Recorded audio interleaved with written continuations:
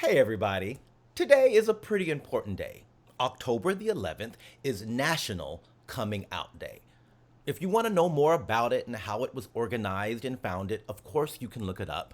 But I wanted to take the opportunity to talk about something that I don't talk much about.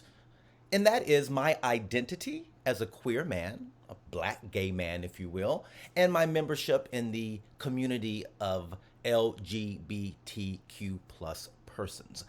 I'm going to do this in a three-part series. Yes, I'm a minister. I know I can't help it. Primarily because I know a lot of people won't watch a 15-minute video. So I'll just do a little snippet here and talk about why it's important to come out and to talk about my experience in that. But I want to talk next video, maybe tomorrow or the day after, about my experience in the church and what that meant for me and how I struggled with that. I'll also talk about my experiences actually being in love with a man, falling in love with a man while I was still married to my wife, and how difficult of an experience that was. In fact, you want to really watch that one because then you can get all the tea. But when I think about coming out, I think about the need for it. And you may not recognize it, but there is a real need to be able to say openly and confidently, without shame, that you are who you are, whatever you are, or whoever you may be, whether it be sexuality or any other parts of your identity.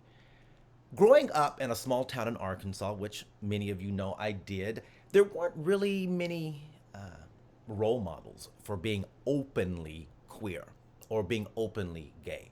And in fact, I like to say that I graduated high school in 1997, and that was really before the phenomena of Will and Grace. You may think that's silly, but I think even President Obama, if I'm not mistaken, actually pointed to that sitcom as being instrumental in changing the thoughts and the attitudes of Americans about same gender loving people. I grew up before internet was in the palm of your hand, or every household, or nearly every household, had some type of device to connect to the World Wide Web. I grew up watching one or two television stations my entire life. Can you imagine that? I was on a farm remotely, and we didn't get city services like plumbing and other city services, including cable. So before Dish and Direct TV and all of these other ways to connect to televised entertainment was available, I was out in the country watching one or two channels that would actually come in clearly on our antenna that we used to have to manipulate. And so my access to information is what I'm trying to say. If it wasn't found in an encyclopedia that was decades old in our home at the time, if it wasn't on mainstream network television, then I was completely unaware of it. So I grew up in a time where I didn't have any sense of what it meant to live a life as an openly gay person. Certainly didn't know what it meant to have a family or to be a parent as a gay person. And so I grew up and did what was expected of me. I followed a pretty traditional path, yet there was always something in me that wouldn't fit into the box or into the categories that were prescribed for me. I was probably in puberty before I realized I had an actual attraction. It was ninth or 10th grade before I realized I had an actual romantic attraction to someone of the same gender. However, there was really no place to figure it out. There was no one to talk to. There wasn't any information that I could Google.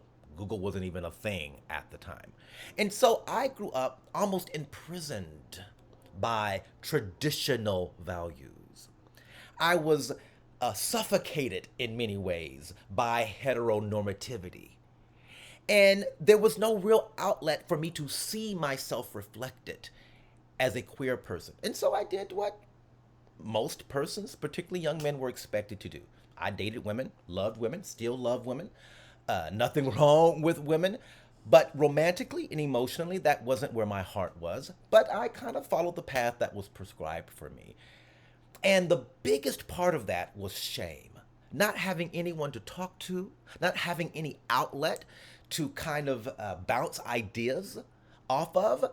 I was, in many ways, I was really imprisoned. I was enslaved within myself with thoughts and ideas and feelings and emotions that I didn't know what to do with. And there was really no outlet because the very shame of even speaking it out loud. I remember I was 20 years old and already married with my first child before I said out loud to another human being that I struggled with homosexuality, which would have been the way I would have described it at the time. Can you believe that? Almost 21, 20 years old before I was actually had the courage to say the words out loud. And although I was able to say them, it took several years later before I had the courage enough to step into my authenticity. And in fact, the next video I'll tell you a bit about how it happened and about how my then wife discovered a romantic relationship I was having with another man. Ooh, honey, when I tell you, it was scandalous. Here I was, a school teacher and a pastor of churches, having a homosexual affair with another minister, and my wife busted me about it. Watch the next video. We'll go more in depth into that. But what I want you to know as I begin to wrap this up, I don't want to ramble. What I want you to know is that shame eats at the very fabric of the human soul. Shame robs us of what we call in religious circles the imago Dei, or the image of God. You and I, no matter who we are or how we identify or who we love, we are made in the very image of our Creator.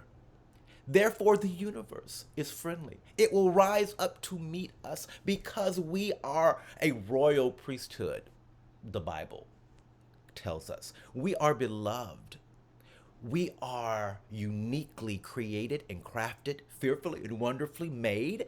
And don't you let anybody, no one, not your mom or your dad or your grandparent, don't let the church or a preacher, don't let society, don't let anybody tell you any differently.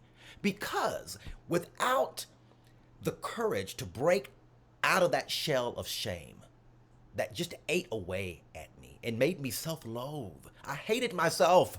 I hated who I was. Though I was gifted and talented in so many other areas, I couldn't breathe a word of who I really was. I was hiding in plain sight. That's no way to live. If you are hiding in plain sight, if you too are allowing shame and the opinions of others to erode at your soul, at your sense of dignity as a human being, then I invite you on this October the 11th, on National Coming Out Day, I invite you to step out of the shadows. Because as we say in our church, at First Community Church in Dallas, silly rabbit, closets are not for people. You were born to shine. Shine brightly. And in a day or two, I'll tell you a little bit more about my scandalous life. Okay? Have a good one.